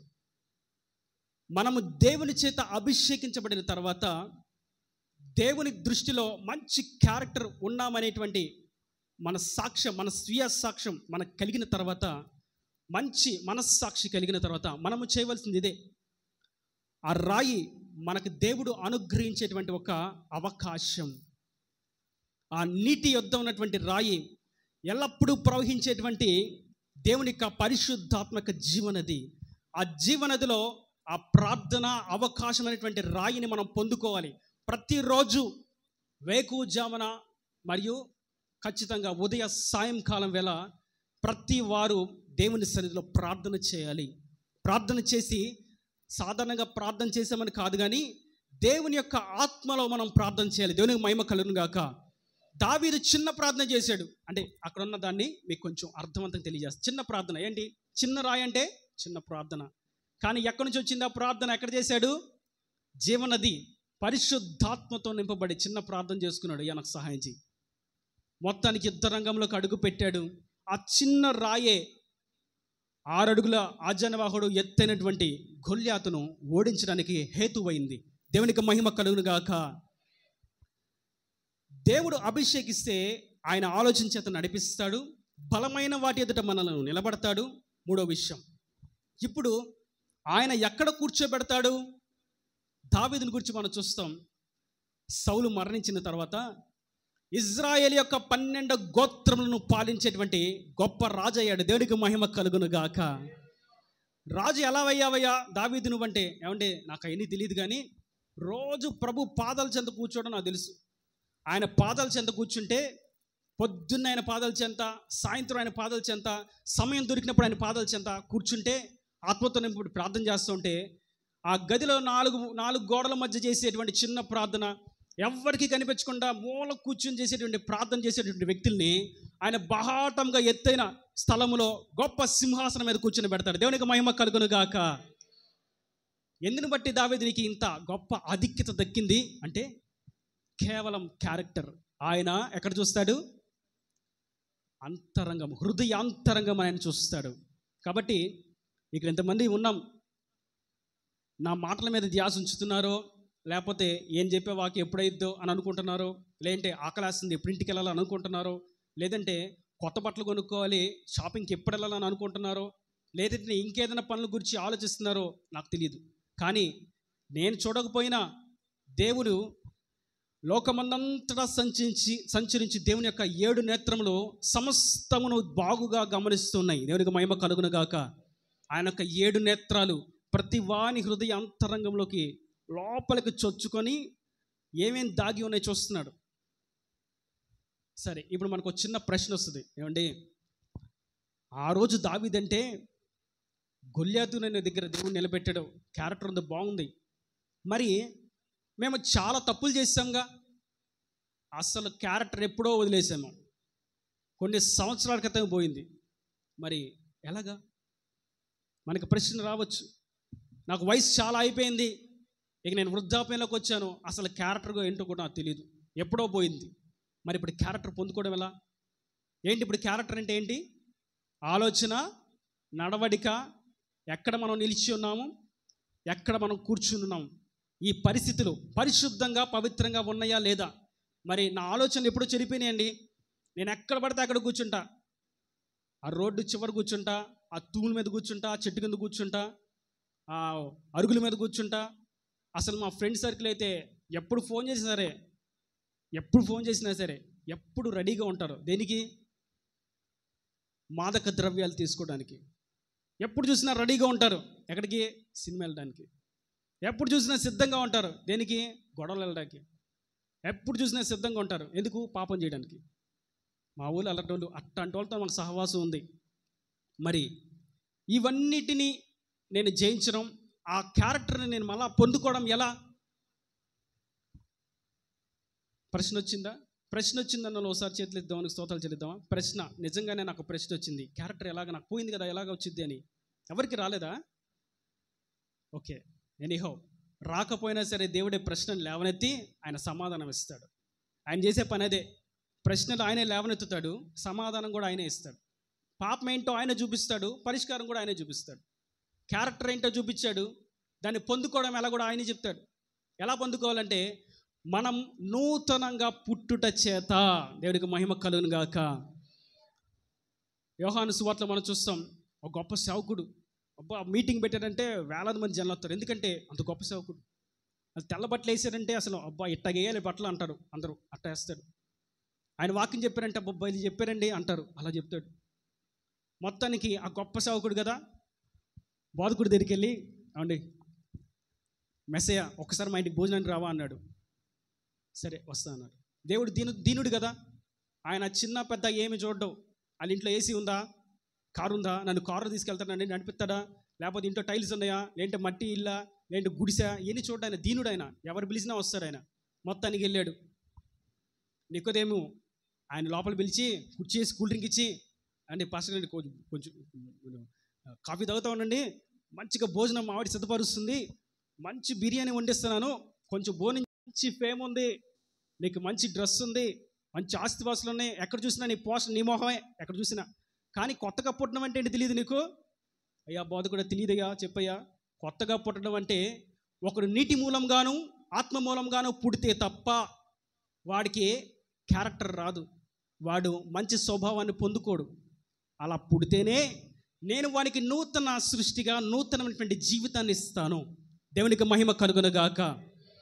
ఆ జీవితాన్ని పొందుకుంటేనే నాతో పాటు నేనుండి రాజ్యములకు వస్తాడు, నా సింహాసనం ప్రక్కన నా వడిలో నేను వాడిని కూర్చుని పెడతాను. దేవునికి మహిమ కలుగునుగాక. ఇప్పుడు మన క్యారెక్టర్ కోల్పోయాం, పొందుకోవాలంటే పాపాల్లో పడిపోయాం, చేయకూడనటువంటి తప్పులు చేసాం. మరి వాటన్నిటిని సరి చేసుకోవాలనుకుంటే రెండు విషయాలు. నీటి మూలంగాను ఆత్మ మూలంగాను పుట్టాలి. అనగా నీటి మూలంగా అనగా బాప్తిస్మం, ముంచడ బాప్తిస్మం, తండ్రి కుమార పరిశుద్ధాత్మ నామంలో బాప్తిస్మం. 2 పరిశుద్ధాత్మ యొక్క నింపుదల. ఈ 2 జరగకపోతే, ఏది జరగకపోయినా సరే క్యారెక్టర్ లేనట్టే. ఇప్పుడు మనం క్యారెక్టర్ పొందుకోవాలనుకుంటే ఏం చేయాలి చెప్తారు ఒకసారి నోరు తెరిచి? మొదటగా బాప్తిసం తీసుకోవాలి. చెప్తారు ఒకసారి? గట్టిగా చెప్పండి ఒకసారి. బాప్తిసం తీసుకోవాలి. 2 పరిశుద్ధాత్మ. చెప్తారు ఒకసారి? పరిశుద్ధాత్మ. కొన్నిసార్లు ఇక్కడ మేము ఎందుకు చెప్తాం తెలుసా? ఇలాగ మీరు చెప్పండి అని చాలామంది తెలియదు ఎందుకు చెప్తాము. మీరు చెప్పడం బట్టి ఏం జరిగిద్దంటే, మీ స్వరం, మీ హృదయంలో నుంచి వచ్చేటువంటి ఆ పలుకు ఏదైతే ఉందో సాతానును గడగడ వణికిచ్చిద్ది. దేవునికి మహిమ కలుగును గాక. అది మీకు తెలియదు. మీరు పలికే ఆ విశ్వాసపు ఒప్పుకోలు సాతానును వణికిచ్చిద్ది. మీరు ఆ ఒప్పుకోల్లోనే మీకు నూతనమైన ఉద్యమం వస్తుంది. అది మీరు పొందుకుంటారు. అది ఒప్పుకుంటే రక్షణ తీసుకోవడం బట్టి అని గట్టిగా చెప్పండి. రక్షణను తీసుకోవడం బట్టి, పరిశుద్ధాత్మను పొందుకోవడం బట్టి నాకు నూతనమైనటువంటి స్వభావము, గుణలక్షణం కలుగుతుంది. ఈ మాట వినగానే సాతాను గడు, అమ్మో ఇది తెలిసిపోయింది విషయం, రక్షణ పొందేసుకుంటాడేమో, పరిశుద్ధాత్మను పొందేసుకుంటాడేమో అని భయపడిపోతూ ఉంటాడు. మీరు ఎప్పుడైతే ఒప్పుకుంటారో అప్పుడు దానికి చిన్న పెద్ద వయసు తారతమ్యం ఏమీ లేదు, రక్షణకు పరిశుద్ధాత్మకు. కనుక నా ప్రియ సహోదరులను గమనించండి. 3 విషయాలు మీకు గుర్తు చేశాను. దేవుని ఆలోచన చేత మనం నడిపించబడాలి. దేవుడు మనలను భీకరమైనటువంటి పని కొరకు నిలబెడతాడు. అది చిన్న రాయి అయినా, చిన్న పని అయినా, చిన్న జ్ఞానమైనా, చిన్న ఉద్యోగమైనా, చిన్న వ్యాపారమైనా, చిన్నపాటి చదువైనా సరే, ఆ చిన్నదే దేవుడు ఇచ్చే ఆశీర్వాదం ఎలా ఉంటుంది అంటే ఆ చిన్నదే భీకరమైనటువంటి కార్యాలను జరిగిస్తుంది. తర్వాత ఆయన ఆలోచన చేత మనం నడిపించి భీకరమైన వాని ఎదుట నిలబెట్టిన తర్వాత అతి శ్రేష్టమైన ఉన్నతమైనటువంటి సింహాసనం మీద ఆయన మనలను కూర్చుండబెడతాడు. నేను దారిలో వస్తూ అనుకుంటూ ఉన్నా, కొన్ని సంవత్సరాలు పెళ్ళి కాకముందు, అప్పటికే నేను ఉద్యోగం చేయకముందే చదువుకునే రోజుల్లో వచ్చేవాడిని మా అన్నయ్యతో పాటు కలిసి. ఆ సౌండ్ స్టేషన్ దగ్గర ఆ పక్కన అక్కడ ఎక్కడో కూర్చునేవాడిని. ఆ రోజు నేను అనుకోలేదు, బహుశా మా అన్నయ్యలు కూడా ఎప్పుడు అనుకుని ఉంటారు, అసలు నేనైతే ఎప్పుడు అనుకోలేదు నేను దేవుని సేవ కొరకు ఏర్పరచబడతాను అని, దేవుడు ఇలా వాక్యం చెప్పే స్థితిలో నిలబడతానని నేను ఏ రోజు అనుకోలేదు. ఎక్కడో మూల అప్పుడప్పుడు మధ్యలో అన్నయ్య పాట పాడమంటే కొంచెం చిన్న పాట పాడేవాడిని. లేదా చిన్న ఆ గొంతుతోనే గరగర సన్నగా అర్థం కాకుండా, మెలికలు తిప్పుతా అర్థం కాకుండా, చేత కాకుండా ఏదేదో పాడేవాడిని, మనకు తెలీదు. కానీ ఒకానొక రోజు నేను నిన్ను ఏర్పరచుకుంటున్నాను, నువ్వు కూడా ఇట్లాంటి పని చేయాల్సిన సమయం ఉందని ఆ రోజు దేవుడు చెప్పాడు. నాకు తెలియదు ఆ విషయం. నేడు ఇక్కడ కూర్చున్న వారిలో తర్వాత ఏమవుతారో తెలీదు. ఒకానొక శుభదినం రాబోతుంది. దేవుడు ఏర్పరచుకునేటువంటి సమయం రాబోతుంది. ఆ దినము కొరకు మనము సిద్ధపరచబడిన వారముగా, మంచి క్యారెక్టర్ ఉన్న వారముగా, దేవా నువ్వు ఏర్పరచుకోవడానికి నన్ను అందరూ తృణీకరించిన నేను నీ కొరకు ఉన్నాను అని ఆయన ఎదుట ధైర్యంగా నిలబడేటువంటి సత్తు కలిగినటువంటి క్రైస్తవ జీవితాన్ని జీవించేవారుగా ఉన్నట్లయితే, ఇక్కడ నిలబడిన వారు, కూర్చున్న వారిలో ఆలోచన చేస్తున్న వాళ్ళు బహుశా ఆలోచన ఎక్కడ ఉండొచ్చు, కానీ ఆయన దృష్టిలో మంచి క్యారెక్టర్ ఉన్న వాళ్ళని ఖచ్చితంగా ఆయన వాడుకుంటాడు. ఇలా వాక్యం చెప్పాలనే కాదు, ఆయన వాడుకునే విధానాలు, పలుకోణాలు, ప్రవచనం అదొక వరం, దర్శనం అదొక వరం, భాషలు ఒక వరం, భాషలకు అర్థాలు అదొక వరం, జరగబో వాటిని ముందే గ్రహించడం అదొక వరం. ఇవన్నీ దేవుడిచ్చేటువంటి తలాంతులే, దేవుడిచ్చేటువంటి వరాలే. ఏది ఇస్తాడో తెలియదు.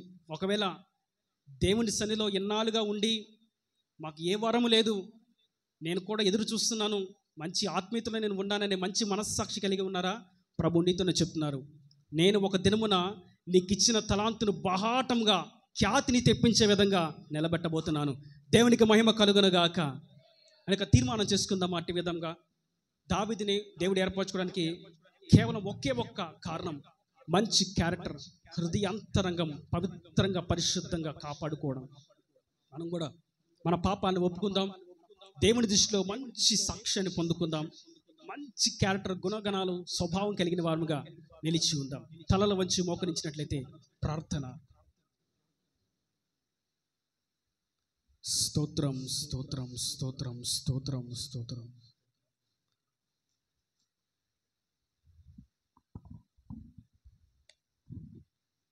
మనకి మంచి స్వభావాన్ని ఇవ్వడానికి ఆయన శిలువలో మన కొరకు మరణించారు.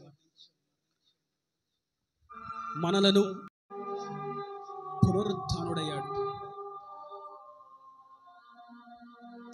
ప్రభువా, నా క్యారెక్టర్, నా ఆలోచనలు, నా తలంపులు, నా ప్రవర్తన, నా నడవడిక, నా వస్త్రధారణ, నా ప్రవర్తన అంతా కూడా ప్రభా చెడిపోయి ఉన్నది. ప్రభు, నీలో నన్ను నూతన పరచవా.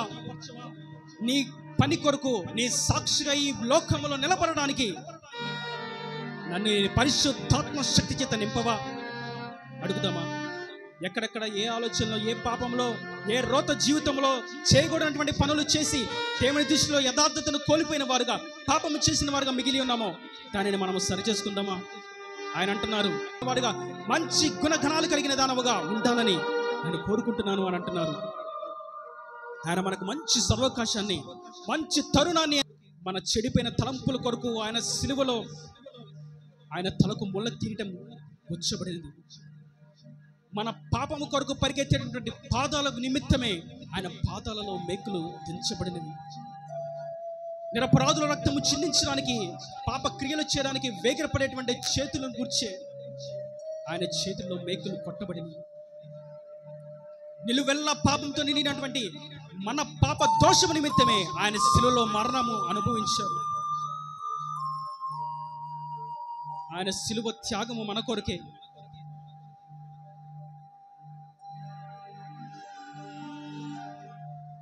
నేరము చేయని నీవు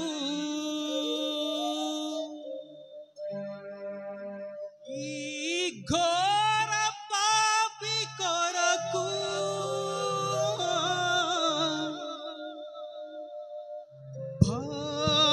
భారమైన సిలువ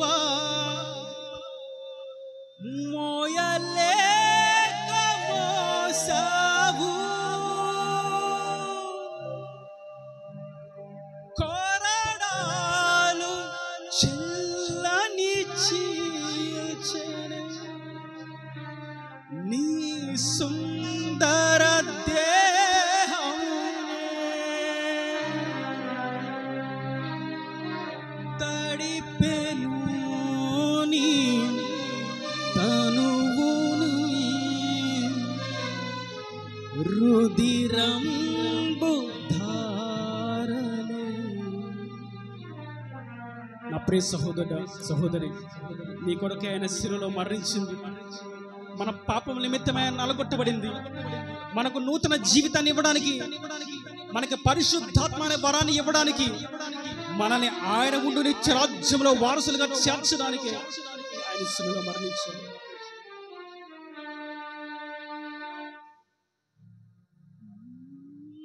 నాదు పాపమే నిన్ను సిలువకు గురి చేసే. ప్రార్థన చేసుకుందాం. నాదు దోషమే నిన్ను అనువనువున హింసించే. నీవు కార్చిన రక్తధారలే నా రక్షణాధారం.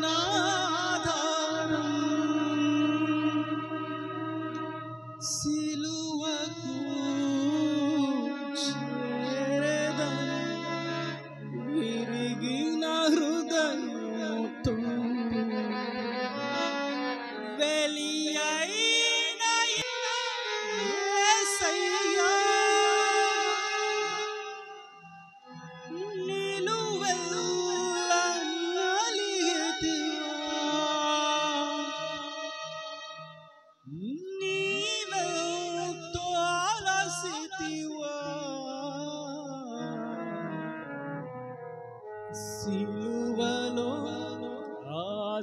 సిలువలో ఘోర కల్వరిలో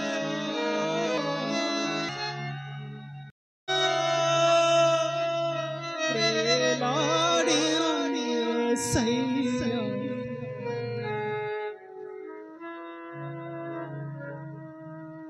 నాకు నీ స్వభావం కావాలి ప్రభువా, నాకు నీ పరిశుద్ధాత్మ శక్తి కావాలి, నీ అభిషేకం చేత నన్ను నింపండి. ఇదిగో నా పాపాన్ని సన్నిధిలో ఒప్పుకుంటున్నాను. ఇది నీ శక్తి చేత నింపబడ్డకు మంచి తరుణమని నీ పాదాల చెంత నేను చేరి ఉన్నాను. ఇది అన్ని రోజులు జరిగినట్లు కాదు నా ప్రభువా. ఈ దినం ఒక ప్రత్యేకమైనటువంటి దినముగా గుర్తుండినట్లుగా, ఎల్లవేళలా నాకు ఈ రోజు జ్ఞాపకం ఉండినట్లుగా ఓ ప్రత్యేకమైన స్థాయిలో దీనిని నిలబెట్టండి ప్రభా. నీ స్వరాన్ని నాకు వినిపింపచేయండి, నీ దర్శనం నాకు కలుగ చేయండి, నీ చేతి చేత నన్ను తాకండి, నన్ను ధైర్యపరచండి, ఉజ్జీవింపచేయండి. నీ చిత్తము కాని ప్రతిదీ నాలో కాల్చివేయండి, నీ ఉద్దేశమే నా పట్ల నెరవేర్చండి. నేను జయించలేని గొప్ప భీకరమైనటువంటి కార్యాలు జయించినట్లుగా, దాటలేనటువంటి తీరాలు దాటినట్లుగా ఈ దినమున నాకు నూతనమైన శక్తి, ఇదిగో ఆయన ఇవ్వబోతున్న శక్తిని.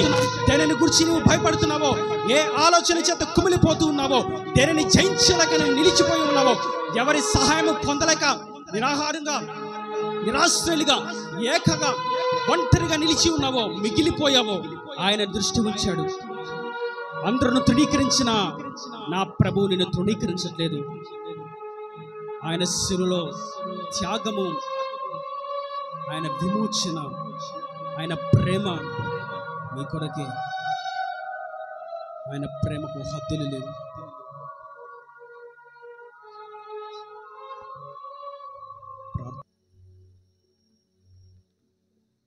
ప్రార్థన చేసుకుంటాం.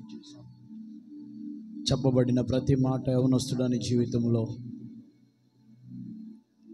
దావీదును గురించి మనం వింటూ వచ్చాం. అభిషిక్తుడైన దావీదు గారు, దైవజనుడైన దావీదు గారు, దాసుడైన దావీదు గారు ఒకప్పుడు తన జీవితం అందరి చేత వెలివేయబడినట్లుగా, తృణీకరింపబడినట్లుగా, ఎందుకు పనికిరానట్లుగా తన జీవితం ఉన్నది. దేవుడు కూడా తన జీవితాన్ని మనం చూసినప్పుడు అందరి చేత వెలివేయబడిన వాడుగా, తృణీకరించబడిన వాడుగా మనం ఆయన్ని చేశాం. ఆయనకు సొగసైనను స్వరూపమైనను లేదు. సిలువలో ఆయన కార్చిన యవన రక్తం ప్రతి మానవాళికి విడుదల కలుగు చేసింది. నికోదేము అడుగుతున్నాడయ్యా, నేను కూడా నా జీవితాన్ని నీకు సమర్పిస్తున్నాను, నేను క్రొత్తగా జన్మించాలంటున్నావు కదా. ఇప్పటి వరకు నా ఆలోచన, నా నడవడిక, నా పద్ధతులు, నా అంతరంగము నీకు అయిష్టముగా ఉన్నదేమో, రహస్యముగా చేసి ఉన్నానేమో, నీకు కనబడకుండా దాక్కుని ఉన్నానేమో. అయితే ఈ దినాన నీ వాక్యం చెప్తుంది, ఓ చిన్న దావీదే కావచ్చు, కానీ ఈ రోజున అనేకమైన సమస్యలు ఉన్నవి, అందరూ భయపడిపోతున్నారు అన్నప్పుడు ఏమి తెలియదులే అనుకోవచ్చు. నేను అన్నిటి మీద ఒక ఉన్నతమైన స్థితిలోనికి దేవుడు తీసుకొని వెళ్ళబోతున్నాడు, సింహాసనం నీకు ఇవ్వబోతున్నాడు అన్నప్పుడు నువ్వు దేవునికి నీ అంతరంగాన్ని చూపెట్టాలి. అంతరంగంలో దేవునికి స్థానాన్ని కోరుకోవాలి. గుండె గుడిలో నిండినావు, నీకే ఆరాధన, ఆత్మదీపము వెలిగించినావు, నీకే ఆరాధన. చప్పట్లు. గుండె గుడిలో నిండినావు, నీకే ఆరాధన, ఆత్మదీపము వెలిగించినావు, నీకే ఆరాధన. యవనస్తులారు కొట్టండి. గుండె గుడిలో నిండినావు నీకే పాడాలి. ఆత్మదీపము వెలిగించినావు నీకే ఆరాధన. అమరుడవు నీవు నా యేసయ్యా, ఆదియు అంతము నీవేనయ్యా. అమరుడవు నీవు పాడాలి, పురుషులు చప్పట్లు కొట్టాలి. ఆదియు అంతము నీవేనయ్యా. ఆదిలో ఉన్న నీ వాక్యమే ఆదరించెను శ్రమ కొలిమిలో. ఆదిలోనున్న నీ వాక్యమే ఆదరించెను శ్రమ కొలిమిలో.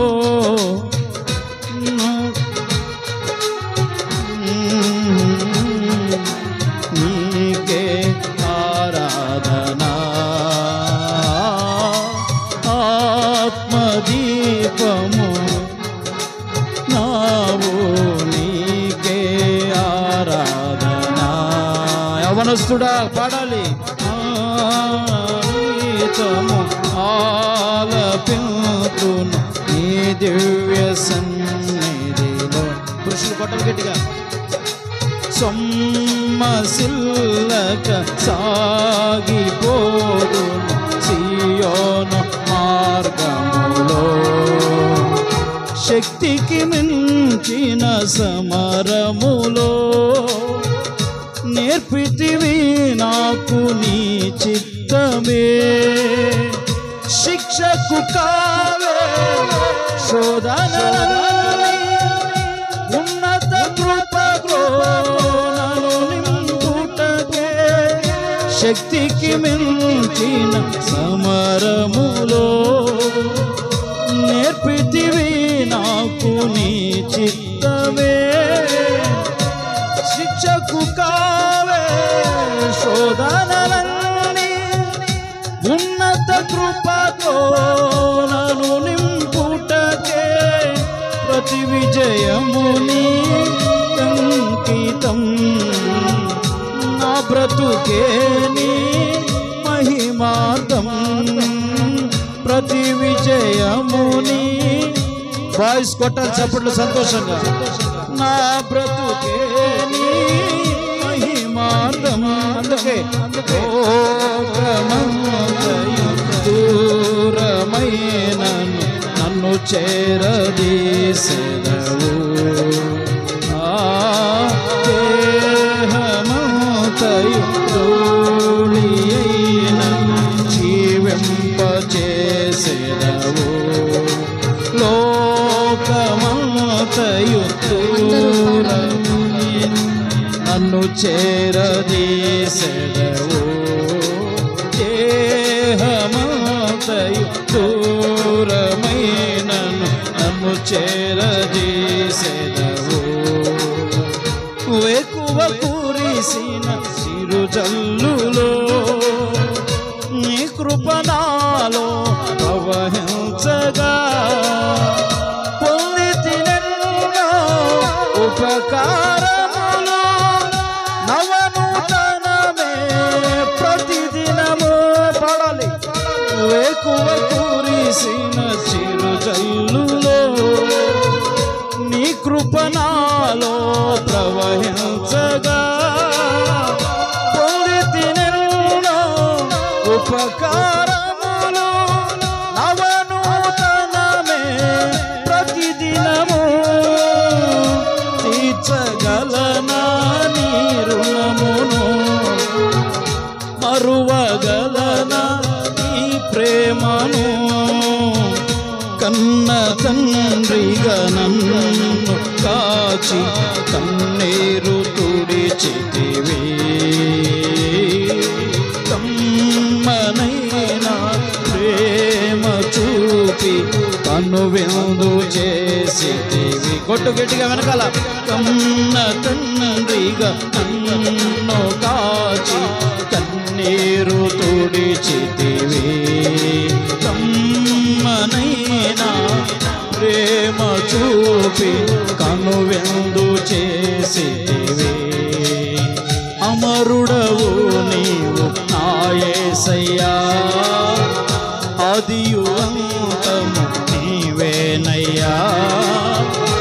అమరుడవు నీవు. యవనస్తుడా, దేవుడు నీ కొరకు నిలబడి ఉన్నాడు. ఇదిగో నీ క్యారెక్టర్ని దేవుడు శుద్ధి చేయబోతూ ఉన్నాడు.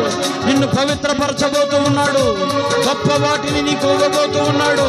సింహాసనం మీద నీ కూర్చోబెట్టబోతూ ఉన్నాడు. నువ్వు చిన్నవాడివే కావచ్చు, నీ తలంపులు చిన్నవే కావచ్చు. అయితే దేవునికి అప్పచెప్పుకోయి రాత్రి వేళ దేవుడు నీ కొరకు దాచి ఉంచిన ఒక గొప్ప స్థానాన్ని పొందుకోవడానికి దేవుడు నీకు ఇచ్చిన ఈ అవకాశాన్ని మిస్యూజ్ చేసుకోమాకు. నువ్వు ఎలాంటి వాడివైనా పర్వాలేదు, దేవుని ఎదుట, దేవుని పాదాల ఎదుట నీ అంతరంగాన్ని పరిచి చూడు. యేసయ్యా,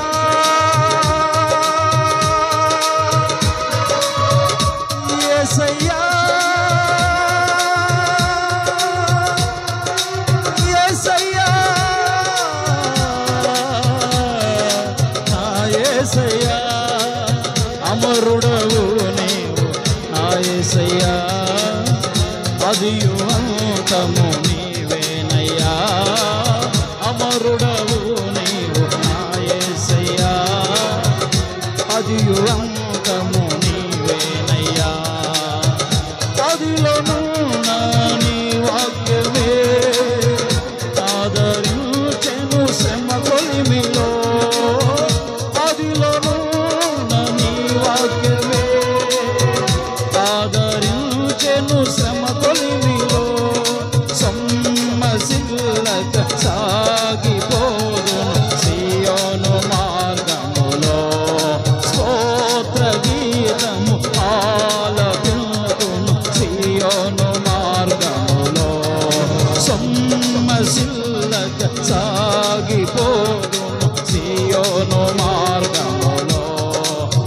సాక్షిగా ఉండును స్తోత్ర గీతమునే పాడుతూ. ఆశ్రయుడా, అమరుడా, అద్భుతవంతుడా, భీకర కార్యములు చేయబోచున్న దేవుడు నీ పక్షాన నిలిచి చెప్తున్న మాట, ఇదిగో కన్న తండ్రిగా నిన్ను ఆదరిస్తాడు, తన కౌగిట నిన్ను చేర్చుకుంటాడు. నీ ఎదుట ఉన్న భీకరమైన సమస్యలని, ఇదిగో ఆ సమరంలో నిలబడి ఉంటూ ఉండగా వాటిని ఎదిరించి శక్తి, శిలువ శక్తి,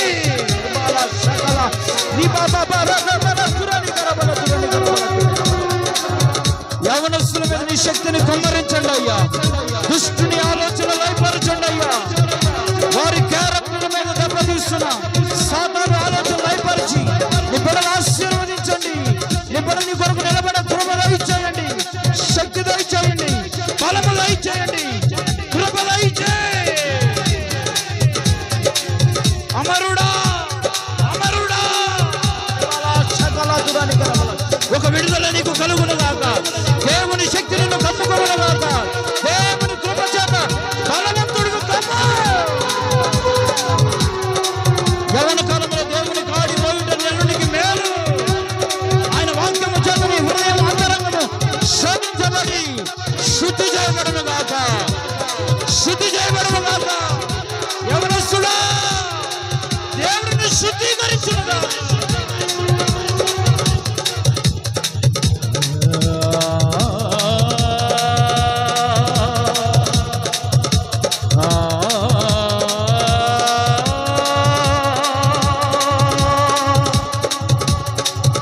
ఆశ్రయుడా, అమరుడా, అత్యంతం తోడై ఉండువాడా, రిబాల శకల తురని గరబల తురని గరబల. దేవుని శక్తి నీ మీద ఆవరించునుగా. దేవుని శక్తి చేత బలవంతుడివి కమ్మ.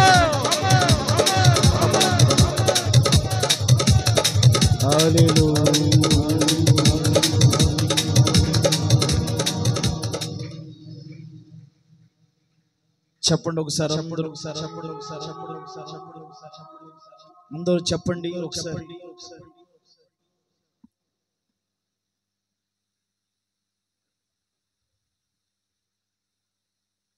జల్దరు వృక్షమును పోలినా గుణశీలుడవు నీవు,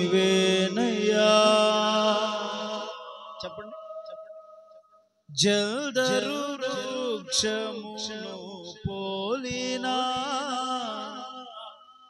గుణశీలుడవు నీవేనయ్యా. మరణము గెలచిన పరిశుద్ధుడవు పునరుత్థానుడవు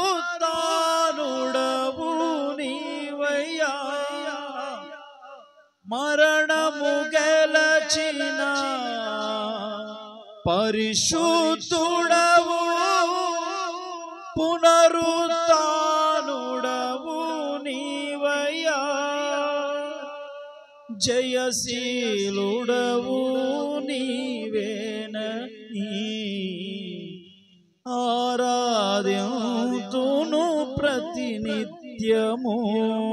అందుకే గుండె గుడిలో నిండినావు నీకే ఆరాధన.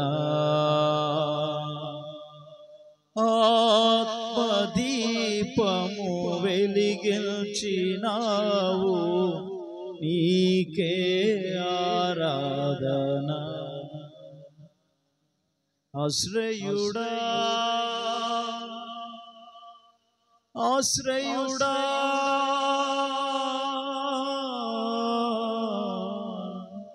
నిజమే. దేవుని గుండె గుడిలో, ఇదిగో నీ గుండె గుడిలో దేవునికి స్థానం ఇస్తే తన ఆత్మదీపం వెలిగిస్తాడు.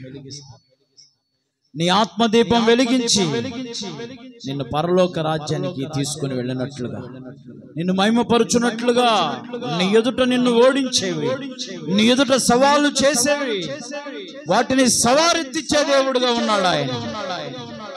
ఈ సమరములో తుది శ్వాస విడిచేంత వరకు సాతానుని ఓడించే కృపను, సాతానుని ఓడించే కృపను, వాడిని ఆయుధములను, వాడి యొక్క ఆలోచనలు పెళ్లగించే శక్తిని గుణశీలుడు పరిశుద్ధుడు అయిన పునరుద్ధానుడు మనకు అనుగ్రహించునుగాక. మన దేవుడు ఎవరో తెలుసా? గుణము కలిగిన వాడు. ఈ రణరంగములో, ఈ సమరములో నీకు గుణము కావాలి, నీ క్యారెక్టర్ బాగుండాలి. బైబిల్ చేత పట్టానులే, 4 పాటలు నేర్చుకున్నానులే, ఈ విశ్వాస జీవితం చాలులే అనుకుంటే సరిపోదు. చివరి వరకు నీవు చేపట్టిన ఆ విశ్వాసాన్ని కడముట్టించాలి అనంటే దేవుని యొక్క శక్తి అనే క్యారెక్టర్ నీకు కావాలి. దావీదులో మనం చూడగలుగుతున్నాము. దుష్టుని ఆలోచన దావీదులో ఏమాత్రం పొడచూపలేదు.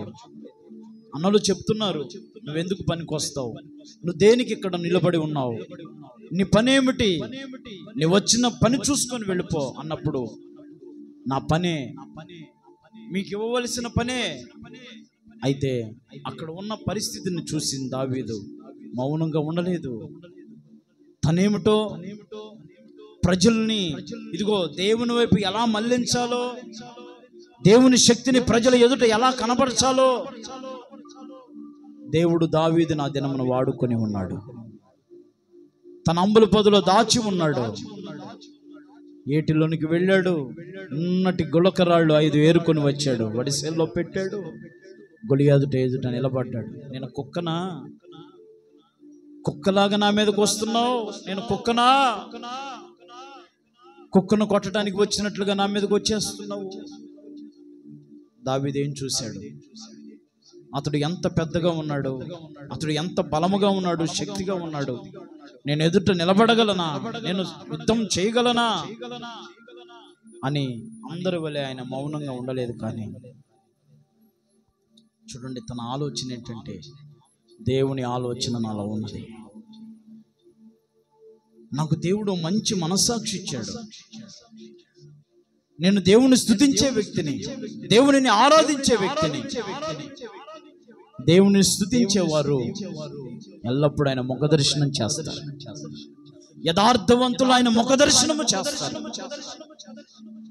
దేవుని స్తుతించే వారి స్థితి దేవుడు మారుస్తాడు. ఆ రోజున దావీదు ఆ పరిస్థితులన్నీ చూసి దేవుణ్ణి స్తుతించాడు, యుద్ధం ప్రకటన చేశాడు. అయితే దేవుడు విజయం ఇచ్చినట్లుగా మనం చూస్తున్నాం. అలాంటి గొప్ప విజయాలు మనకి ఇవ్వలాగున మనం చిన్నవాళ్ళమే, మనకు చిన్న ఉద్యోగమే ఉండవచ్చు, చదువు చిన్నది అయి ఉండవచ్చు, మనం చేసే వ్యాపారాలే కానీ చేసే చేతి పనులే కానీ చిన్నవై ఉండవచ్చు. యవనస్తుడా, ఏం భయపడకు, బలము ధరించుకో, దేవుని ఎదుట నిలబడు. దేవుడే నీ బలం అనుకో, దేవుడే నీ శక్తి అనుకో. ఎదుట ఉన్నవి ఎలాంటివైనా కోక్కరిచ్చినా, నిన్ను పడాయాలని కోలదురుయాలని నీ ఎదుట నీకంటే పెద్దవిగా ఉన్నాను, భయపడబాకు. ఎందుకంటే నీ పక్షాన ఉన్నవాడు లోకమును జయించాడు. చప్పట్లు కొట్టు దేవుని నామం. నీ పక్షమున ఉన్నవాడు లోకమును జయించాడు. ఆయన యుద్ధ సూర్యుడు, బలవంతుడైన దేవుడు. ఆయన తన బలమును నీకు ధరింప చేయునుగాక, తన బలమును నీకు ధరింప చేయునుగాక, తన గుణమును నీకు ధరింప చేయునుగాక, తన క్యారెక్టరిస్టిక్స్ నీకు ధరింప చేయునుగాక. తన కృపతో నేను నింపి నవనూతనమైన మార్గంలో నడిపించి శక్తికి మించిన ఈ ప్రయాణంలో తన అమూల్యమైన శక్తిని, శిలువ శక్తిని అనుగ్రహించి ఎదుట ఉన్న పందెపు రంగంలో, ఎదుట ఉన్న యుద్ధ రంగంలో సాతానుని ఓడించే ఒక గొప్ప కృపను, అపవాదిని ఎలా ఎదిరించాలో నీకు తెలియదు కాబట్టి దేవునికి లోబడు, అపవాదిని ఎదిరించు అన్న వాక్యం ద్వారా దుష్టుని వాడిని పల్నాగము లయపరచబడేటట్లుగా, దుష్టుని లోకం దుష్టుని చేతిలో ఉన్నది. అదే లోకంలో ఉన్న నీవు దేవుని చేతిలో ఉన్నావా? కొత్తగా జన్మించగలుగుతున్నావా? నీ మనస్సాక్షి సరి చేసుకో.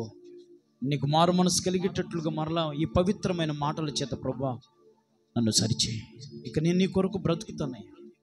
ఇదిగో నా క్యారెక్టర్ను పాడు చేసేవేవో నాకు దూరపరిచాయి. ఏ అందం పాడు చేస్తుందో నన్ను, ఏ సౌందర్యం నన్ను పాడు చేస్తుందో, ఏ మనిషి యొక్క ఆలోచన నన్ను కృంగదీస్తూ ఉన్నదో, సిలువను కనపడకుండా చేస్తూ ఉన్నదో, అట్టి వాటికి నేను దూరం అయిపోవదును గాక. యేసేపు అలాగే ఉన్నాడు కదా, వాటికి దూరంగా పారిపోయాడు. యవనస్తుడా, నీవు కూడా ఈ లోకం చూపెట్టే కోరికలకి, ఆశలకి దూరంగా పారిపోవాలి. పారిపోవటం నీకు చేత కాకపోతే దేవుణ్ణి అడుగు, ప్రభువా నేను వీటిని భరించలేకపోతున్నా, నాకు శక్తి సరిపోవట్లే, నేను ఓడిపోతున్నా వీటి ఎదుట అన్నప్పుడు జయించే ఒక గొప్ప కృపనిస్తాడు దేవుడు. అలా ప్రార్థన చేసుకున్నాం. పరిశుద్ధుడా, జీవము కలిగిన తండ్రి, జీవాధిపతినికి స్తోత్రం చెల్లిస్తున్నాం. ఈ రాత్రి నాయనా ఇదిగో 5 గంటల నుంచి ఇప్పటి వరకు మీరు జరిగించిన యవనస్తులు కూడికను బట్టి స్తుతి స్తోత్రములు చెల్లిస్తున్నాం. నాయన మీరు మాట్లాడిన ప్రతి మాట యవనస్తుల జీవితాల్లో ఒక గొప్ప కృపను పొందుకుని వారి జీవితాల్లో దుష్టుని జయించి నీ ఆలోచనల చేత నడిపించబడినట్లుగా వారి ప్రవర్తన, వారి నడవడిక, వారి భవిష్యత్తు నీ చేతిలో పెడుతూ ఉండగా మీరే ఆశీర్వదించండి, ప్రగతి పదంలో నడిపించండి ప్రభువా. ఆమెను చెప్పుకోండి, చెప్పినప్పుడు ప్రభువా ప్రగతి పదంలో నడిపించండి, యవనస్తులు దీవించండి ప్రభువా, వారి చదువులను దీవించండి, ఉద్యోగములు దీవించండి, నాయన చేస్తున్న చేతి పనులు దీవించుదురుగాక. నాయనా ప్రతి ఆలోచన నీవు కట్టి నీ కొరకు నిలబెట్టి సిలువ శక్తితో నింపి నీ నామానికి మహిమ తెచ్చుకున్నాయి. నీ పక్షాన్ని నిలబడిన నాయన ఇదిగో నీ దాసుని ప్రభు ఇప్పటి వరకు మరుగుపరచి వారితో ఉండి మీరు మాట్లాడిన ప్రతి మాటను బట్టి స్తుతి స్తోత్రం చెల్లిస్తున్నాం. ఎంచి దినములు నాయన నీ బలమైన చేతిలో ఘనమైన పాత్ర వలె నీ బిడ్డను వాడుకొని నీ నామానికి మహిమ తెచ్చుకున్నాను. ఈ కూడి కాదు నుంచి అంతవరకు ఆశీర్వాదకరంగా జరిగించినందుకు స్తుతి స్తోత్రములు చెల్లిస్తూ నిశ్చితమైతే వచ్చే నెలలో ఇంతకంటే ఎక్కువగా యవనస్తులతో కూడి నిన్ను మహిమపరిచే భాగ్యాన్ని, సాక్ష్యం ఇచ్చే భాగ్యాన్ని ప్రతి ఒక్కరికి ప్రసాదించుదురుగాక. ఈ వాక్యమును గురించి సాక్ష్యం ఇచ్చుదురుగాక. లాగున చేసి మహిమ పొందండి. దీని కొరకే ప్రయాసపడిన వారిని నాయన, పరిచర్య చేసిన బిడ్డలను, దీని కొరకు కష్టపడిన వారిని, బ్యాక్గ్రౌండ్ నుండి నాయన ఎంతమంది దీని కొరకు ప్రయాసపడ్డారు వాళ్ళందరినీ దీవించుదురుగాక, ఆశీర్వదించుదురుగాక. ఇంకా అనేక మంది యవనస్తులు కూడి నీ నామాన్ని ఘనపరచుదురుగాక. రాబోయే దినాల్లో యవనస్తులు కూడిగా అనేక చోట్ల పెట్టడానికి కృపనిచ్చుదురుగాక. ఒక ఉజ్జీవం యవనస్తుల ద్వారా ఈ ప్రాంతంలో నడిపించబడునుగాక. అలాగున దీవించి ఆశీర్వదించి మహిమ పొందమని యేసు నామములో ప్రార్థించి వేడుచున్నాము తండ్రి. చెప్పండి హల్లెలూయా, చెప్పండి హల్లెలూయా. మీరంతా కలిసి చెప్పండి.